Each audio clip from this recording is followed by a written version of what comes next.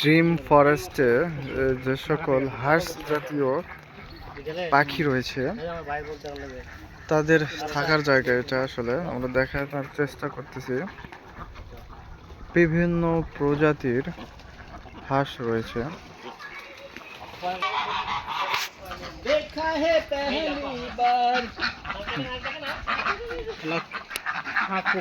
মনে হচ্ছে হাঁসের খামারে এসেছে আর কি। ব্লু সুইডিশ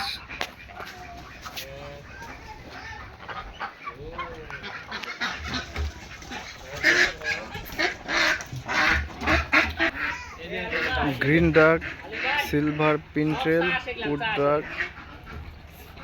আমি তো এলাকার একটা পার্ক করতে চাইছিলাম। শালাক হাঁস পুষবো, মুরগি পুষবো, ছাগল পুষবো, আর মানুষকে টাকাও নেব, গরু পুষবো, আর মানুষের সাথে টাকাও নেবো।